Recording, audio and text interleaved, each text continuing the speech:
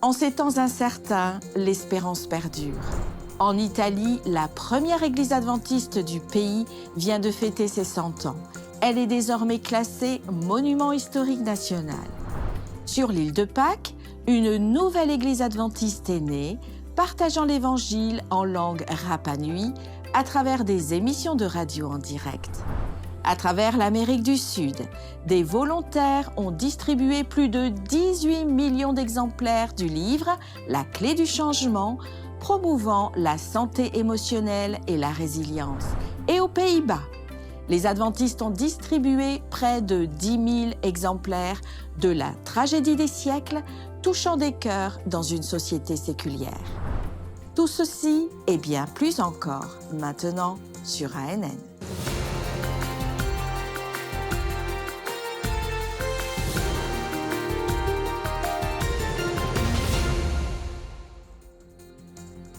Aux Pays-Bas, une mobilisation remarquable a conduit des milliers d'adventistes dans les rues lors d'une initiative de sensibilisation nationale.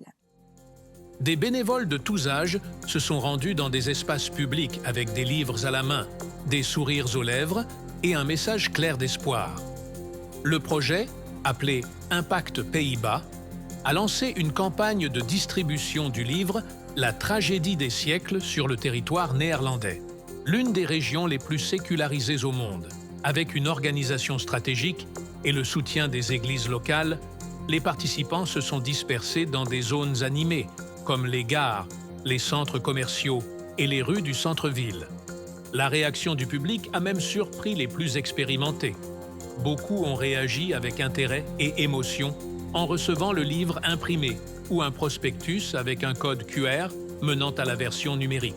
Au total, près de 10 000 exemplaires imprimés ont été distribués, ainsi qu'environ 60 000 prospectus numériques pour une connexion au site web officiel de la campagne, disponible en plusieurs langues et reflétant la diversité culturelle du pays.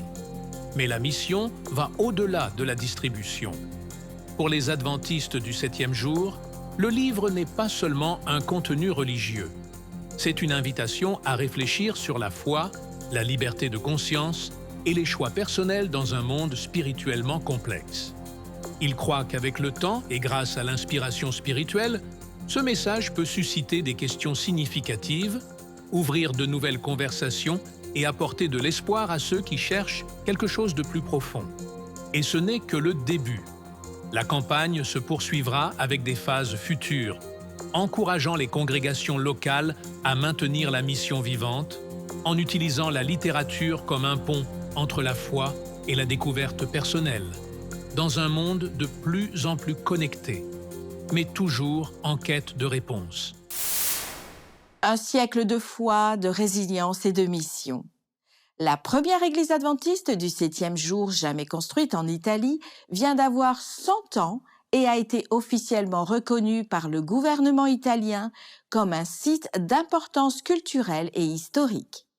Plus qu'une célébration, ce moment marque la continuation d'une histoire écrite avec courage, sacrifice et espoir. Dans le nord de l'Italie, parmi les collines de la région du Piémont, un sabbat de célébration s'est déroulé à Montaldo Bormida, un petit village d'un peu plus de 600 habitants. Là, la communauté s'est rassemblée pour marquer un chapitre historique, le 100e anniversaire de la première chapelle adventiste du pays. Avec des ressources limitées, mais une foi forte, les membres locaux ont réussi à construire la chapelle, posant les bases d'une présence adventiste durable, qui se poursuivra pendant des générations.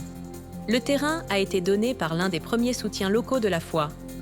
Et l'histoire enregistre que, même face à la résistance des autorités civiles et religieuses, les premiers dirigeants sont restés fermes, prêchant, se rassemblant et servant. 100 ans plus tard, la simple structure, construite en pierre et de foi, a été officiellement reconnue par le ministère de la Culture d'Italie comme un site d'importance artistique et historique. Cette reconnaissance renforce le rôle de l'Église non seulement comme un lieu de culte, mais aussi comme un point de repère historique préservé pour les générations futures. Des personnes de toute l'Italie ont voyagé jusqu'au village pour participer à cette célébration historique. Ce centenaire a rassemblé des membres d'Église, des dirigeants et des autorités civiles. Les images que vous voyez ont été filmées pour un récent documentaire animé par l'historien Tiziano Rimoldi, professeur à la faculté de théologie adventiste de Florence. La production revisite les premières étapes de l'adventisme dans le pays et aide à mettre en lumière la valeur historique de la chapelle centenaire. Lors de la célébration, le professeur Rimoldi a partagé une réflexion sur l'importance de retrouver l'esprit de la foi primitive afin de rester pertinent et fidèle à la mission dans le monde d'aujourd'hui. Dans le jardin de la chapelle, un olivier a été planté, symbole de continuité, de vie, de paix et de l'espérance dans le retour du Christ. Plus qu'une date sur le calendrier, le centenaire de l'église de Montaldo Bormida réaffirme une mission qui traverse les générations, et elle continue de vivre dans chaque acte de foi et dans chaque engagement à poursuivre le partage de l'évangile de l'espérance. La Voix de l'Espérance parle maintenant la langue de Rapa Nui. La station de radio locale 107.3 FM a commencé des diffusions en direct avec des programmes dans la langue natale de l'île, élargissant la portée du message de la Bible sur cette île chilienne isolée au cœur de la Polynésie. Et le moment est encore plus significatif. Après des années de travail missionnaire, un groupe de 30 adventistes du 7e jour est maintenant officiellement reconnu comme la première église organisée sur l'île. Pour continuer à partager le message avec chaque nation, tribu, langue et peuple de Rapa Nui, un groupe de l'Église adventiste du 7e jour a été établi dans cette région polynésienne, au cœur de l'océan Pacifique. Cela a été un rêve longtemps chéri pour la congrégation de cette île du Chili. Après de nombreuses années de travail acharné, de dévouement et de sacrifice de la part de notre communauté ainsi que de la direction de la mission chilienne du Pacifique et de l'Union chilienne, nous sommes ravis de concrétiser ce rêve. Aujourd'hui, nous pouvons officiellement organiser le groupe Rapa Nui en une église. Et nous sommes fiers de voir émerger des leaders capables de guider l'Église avec confiance. Nous tenons aussi à remercier Dieu pour le don spécial et significatif de la radio Nuevo Tiempo. Nuevo Tiempo Chili est également impliqué dans ce projet, offrant des diffusions en direct sur la radio locale 107.3 FM. De cette manière, plus de personnes peuvent découvrir l'amour de Dieu et l'espoir trouvé en Christ Jésus. En organisant l'Église, nous avons également mis en place le studio pour diffuser des programmes en langue Rapa Nui. Les membres de l'Église parleront en Rapa Nui et pour soutenir cela, Nuevo Tiempo Chili travaille sur un projet de traduction de 3 études bibliques. Nous sommes convaincus que les auditeurs se sentiront inspirés, apprendront de manière significative et seront attirés par cette Église et sa communauté. L'école biblique a créé ce magnifique magazine intitulé « L'Espérance ». Nous sommes ravis de partager que nous travaillons à le rendre disponible en Rapa Nui. Comme il le dit si bien, « Aau e ranga roa he haka take alite vananga ote atua », ce qui signifie « Je crois en le partage de la parole de Dieu ». Nous sommes confiants qu'à Rapa Nui, qui compte plus de 9000 habitants, beaucoup connaîtront Jésus-Christ à travers le message d'espoir. L'événement comprenait une équipe de dirigeants administratifs de l'Église adventiste qui ont partagé leur enthousiasme et leur soutien à cette vision de Dieu. Être accueillis avec tant d'amour et de joie nous rend vraiment heureux. Nous pouvons voir comment l'Église nous accueille déjà ici. En tant que division, nous rêvons d'achever la prédication de l'Évangile dans tous les coins du monde entier. Sans aucun doute, la capacité de diffuser la vérité actuelle depuis cet endroit à travers Nuevo Tiempo, grâce à la communication et à la radio, sera un ajout précieux au projet missionnaire de l'Église. Les membres adventistes de Rapa Nui ont partagé leur joie et leur gratitude envers le Seigneur d'être partie prenante de ce moment significatif en tant que communauté. Je suis reconnaissant envers Dieu pour son espérance bénie. Après avoir commencé dans un petit groupe à la maison, puis à un groupe organisé et maintenant à une église, Ce parcours semble être un immense cadeau de sa part. Je suis vraiment reconnaissante envers le Seigneur pour l'opportunité d'accueillir des visiteurs et pour le nouvel équipement radio. Notre matériel est bien meilleur maintenant et le signal est beaucoup mieux.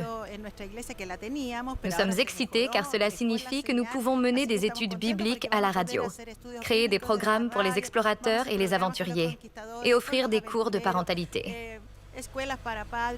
J'ai l'impression que nous avons tant d'outils avec lesquels travailler et partager notre message ici dans l'Église.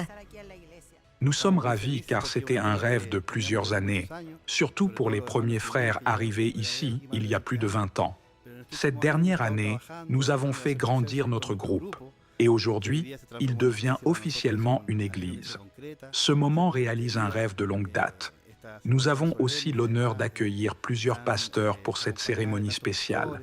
C'est un rêve devenu réalité et nous ne pourrions pas être plus heureux. De cette manière, la radio Nuevo Tiempo et l'Église continueront à soutenir la congrégation du pays alors que nous travaillons ensemble pour partager le message de l'Évangile. Près d'1 an après la pire catastrophe climatique jamais enregistrée dans l'État brésilien de Rio Grande do Sul, la ville de Canoas, l'une des plus touchées par les inondations, a de nouveau rassemblé des milliers de personnes. Mais cette fois, pas pour pleurer ce qui a été perdu, mais pour célébrer l'espoir. Un événement spécial marqué par la musique et la solidarité a rappelé la douleur et la force de ceux qui ont choisi de recommencer. En 2024, des inondations dévastatrices ont laissé une traînée de destruction dans le sud du Brésil. Des maisons submergées, des quartiers entiers effacés de la carte, des écoles sous l'eau, des familles déplacées, des animaux perdus. Le pays a regardé avec choc les images déchirantes à l'écran. Mais avec la dévastation est venue une vague de soulagement. L'Église adventiste du 7e jour a immédiatement mobilisé son réseau dans la région. ADRA, le bras humanitaire de l'Église, avec le soutien de bénévoles d'ASA, est passé à l'action en distribuant de l'eau, de la nourriture, des matelas et en fournissant un abri d'urgence. L'école adventiste de Canoas est devenue un refuge pour les déplacés. Et des leaders influents, comme le pasteur Rodrigo Silva, ont rejoint les opérations sur le terrain. Les amis, le merci que vous entendez de la part de Paulo en ce moment est vraiment chargé de sens. Laissez-moi vous expliquer pourquoi. Paulo est le coordinateur des matières à l'école de Canoas, et son rôle ici est important. Où habitez-vous actuellement? Paulo est ici 24 heures sur 24, et il gère tout. Savez-vous pourquoi il vit à l'école? Sa maison a aussi été inondée, donc c'est une victime qui refuse de jouer les victimes. Au contraire, il canalise toute cette douleur pour aider les autres. Il est ici avec sa femme et leurs 2 filles.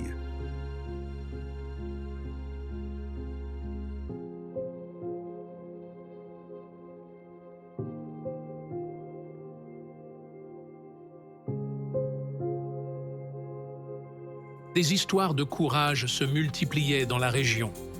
Pendant que l'État comptait ses pertes, la solidarité continuait à sauver des vies. Près d'1 an plus tard, le même sol boueux est devenu la scène du concert de l'espoir. Plus de 2500 personnes se sont rassemblées au parc municipal de Canoas pour participer à la célébration. L'événement faisait partie d'Impact Espérance, une initiative de l'Église adventiste du 7e jour qui distribue gratuitement de la littérature chrétienne et offre des services de guérison émotionnelle et physique. Des bilans de santé ont été fournis par la clinique adventiste de Porto Alegre et des performances musicales ont été présentées par des artistes des labels Novo Tempo et Ventania, ainsi que par des chœurs d'églises locales, mettant en avant la force et la foi profonde de la communauté. Lors du concert, des bénévoles ayant participé à des missions de sauvetage ont été honorés. Parmi eux se trouvait Godoy, qui a sauvé plus de 400 personnes en utilisant un jet ski. 1 an plus tard, il a reçu une reconnaissance de la communauté qu'aucune inondation ne pourrait jamais emporter. Le livre Le Tournant, distribué lors de l'événement, parle de la résilience émotionnelle, un thème crucial pour ceux qui portent encore les séquelles du traumatisme. Beaucoup n'ont pas encore reconstruit leur maison, mais ils reconstruisent l'espoir. Et à travers le baptême, plusieurs personnes ont scellé leur décision de foi, choisissant un nouveau mode de vie. L'événement s'est ainsi terminé avec la foule émue par un sentiment partagé de gratitude pour la vie. Un grand chœur, formé de chanteurs de la télévision Novo Tempo et rejoint par le public, a chanté ensemble sous un ciel dégagé une affirmation puissante que la foi ne peut pas être emportée par l'inondation. Elle est plus forte que jamais, enracinée dans un Dieu aimant qui soutient et restaure.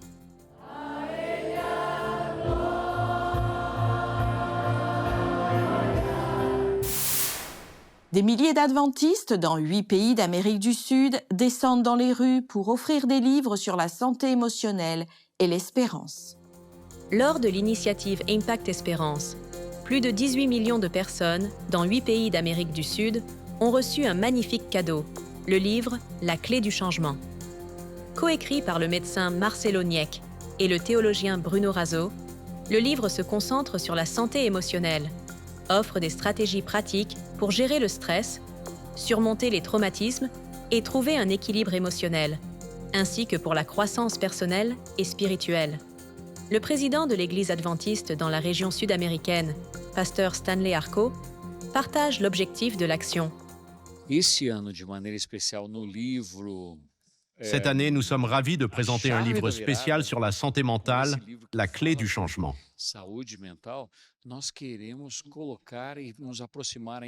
Nous voulons établir un lien avec les gens sur un sujet de plus en plus pertinent dans notre monde post-pandémique.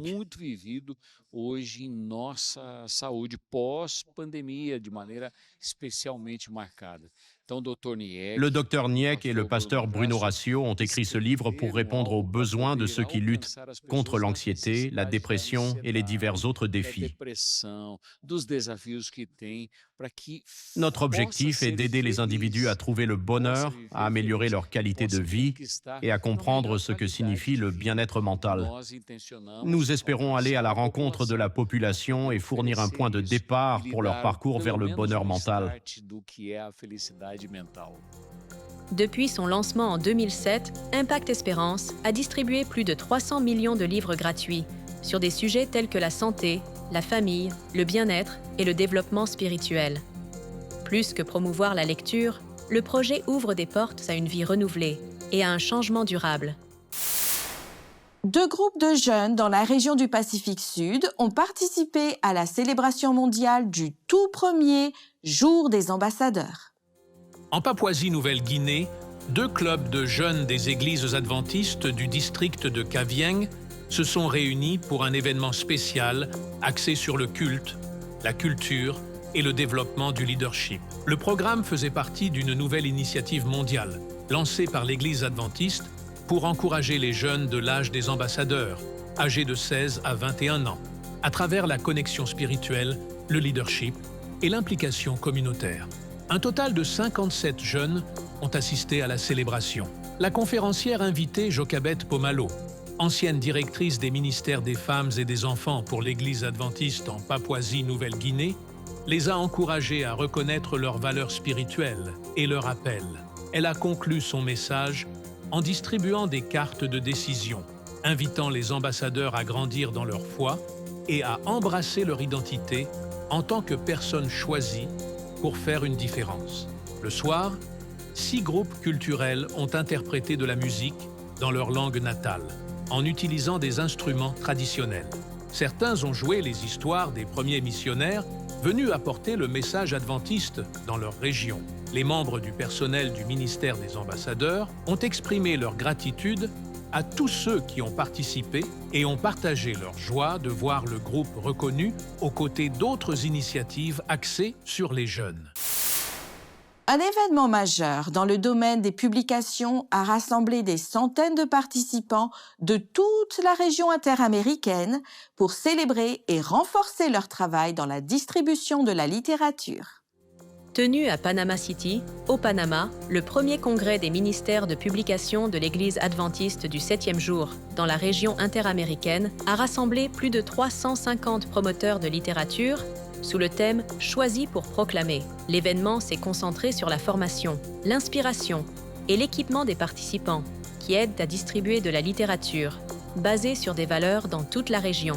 Le Congrès a mis en avant la croissance des ministères de publication depuis 2021, y compris le nombre d'évangélistes de littérature, qui a doublé, et l'expansion des évangélistes à temps plein, occasionnels et étudiants. Avec un réseau de 91 librairies dans 36 pays, l'Association de publication interaméricaine, la plus grande maison d'édition du territoire, continue de fournir des matériaux imprimés et numériques pour un usage éducatif et inspirant. Les participants ont été honorés lors de cérémonies de reconnaissance pour leurs efforts dans la promotion de la littérature, et les dirigeants ont encouragé une dévotion continue malgré les défis mondiaux. Le Congrès a également inclus des appels à l'action visant à élargir la portée et l'impact de leurs efforts de distribution de littérature, avec l'objectif de transformer des vies à travers les communautés. Le pasteur Ko Sali, sa femme et leur fille Kayla ont décidé de déménager à Hickory, en Caroline du Sud, aux États-Unis, pour suivre l'appel de Dieu. Avec le soutien des ministères adventistes pour les réfugiés et les immigrants, leur objectif est de renforcer la communauté Hmong locale et de former de nouveaux leaders pour partager l'Évangile avec leur propre peuple. Le pasteur Ko Sali, sa femme Terry et leur fille Kayla sont sur le point de faire un saut dans la foi pour Jésus. Ils s'installent à Hickory en Caroline du Nord pour répondre à l'appel de Dieu à s'impliquer dans l'implantation d'une église Hmong. Le pasteur Ko est un pasteur Hmong originaire de Thaïlande. Et Terry coordonne le ministère adventiste pour les réfugiés et les migrants en Amérique du Nord.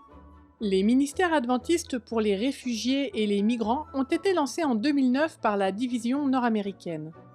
2 ans plus tard, l'offrande du 13e sabbat de 2011 a donné un véritable coup d'envoi à l'implantation d'églises. Elle a permis à une équipe de consultants en implantation d'églises, issus de 12 groupes linguistiques, de visiter et d'encourager des groupes dispersés de familles de réfugiés récemment réinstallés. Notre tout premier objectif pour atteindre d'autres cultures devrait être de trouver les personnes que Dieu a appelées et de leur donner les moyens d'atteindre leur propre peuple. Ces consultants ont organisé les groupes en implantation d'églises, encadré leurs dirigeants et les ont mis en relation avec les conférences locales. Ils étaient efficaces, ils étaient respectés, les gens étaient attirés par Dieu. En général, ils implantaient des églises de manière efficace, avec succès, partout où ils allaient, et ils se sentaient également appelés à atteindre leur peuple. Avec l'aide du Saint-Esprit, l'œuvre a commencé à se développer rapidement. Le nombre de groupes linguistiques a doublé. Le nombre de congrégations de réfugiés a triplé, passant de 57 à 179.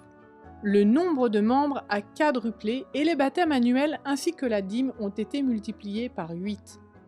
Une fois organisées en implantation d'églises, celles-ci ont rapidement commencé à servir leur communauté. L'offrande du 13e sabbat nous a permis de fournir un petit budget de voyage et de leur permettre d'aller implanter des églises dans des régions où il n'y en avait pas, mais où ils avaient déjà commencé à toucher les gens. Ils ont pu aller exercer leur ministère, implanter des églises au sein de petits groupes, puis ils ont pu atteindre leur communauté et leur travail a progressé et s'est développé au-delà de ce que j'aurais pu imaginer.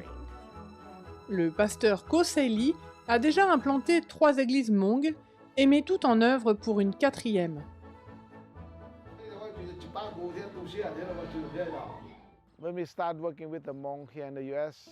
Lorsque nous avons commencé à travailler avec les Hmong, ici aux États-Unis, c'était un véritable défi.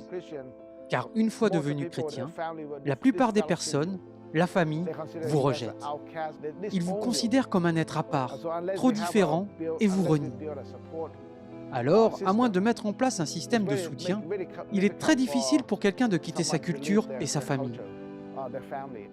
Le pasteur Ko a créé un réseau mondial Hmong qui relie les principaux dirigeants et membres adventistes Hmong de toutes les régions du monde. Ses responsables se relaient pour animer les cultes hebdomadaires. Lorsque la famille Sali s'est implantée à Hickory, son rêve est d'établir une église à Hickory et une autre dans la ville voisine de Charlotte. Mais le deuxième objectif est de créer un centre Hmong. un centre de formation où nous pourrons former nos dirigeants, non seulement dans tout le pays, mais aussi dans le monde entier. Ce sera donc notre rêve et notre objectif.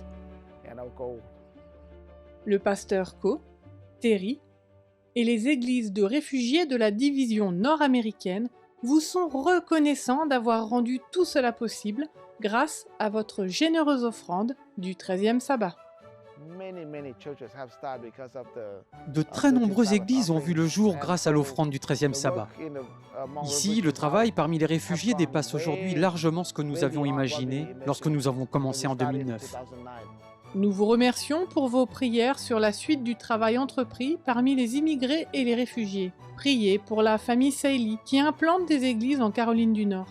Merci également de soutenir l'offrande missionnaire, une aide précieuse pour implanter des églises dans le monde entier. Pour plus d'histoires de missions inspirantes, visitez adventistmission.org.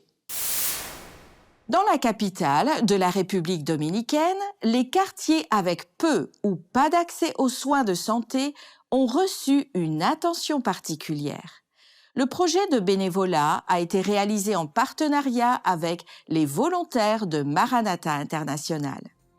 Une équipe de 41 bénévoles d'Advent Health, un réseau de soins de santé basé aux États-Unis et affilié à l'Église adventiste du 7e jour, a fourni des soins médicaux à travers 5 cliniques temporaires mises en place à Saint-Domingue. Au total, plus de 1000 personnes ont reçu des services gratuits, y compris des consultations médicales, des vérifications des signes vitaux et des informations sur la santé. Pendant que l'équipe médicale s'occupait de la population, un autre groupe de bénévoles a aidé à construire et à peindre l'école adventiste Ciudad del Cielo, qui doit être inaugurée en juillet. Pour beaucoup, ce n'était pas seulement une mission médicale. C'était une occasion de vivre, de manière pratique, le ministère de guérison du Christ, apportant santé, éducation et espoir aux communautés mal desservies. Ainsi s'achève l'épisode ANN de cette semaine. Pour en savoir plus sur les croyances de l'Église adventiste du 7e jour, visitez adventiste.org. Pour les dernières nouvelles et des histoires inspirantes du monde entier, rendez-vous sur adventiste.news. Merci de votre fidélité et nous vous disons à la semaine prochaine.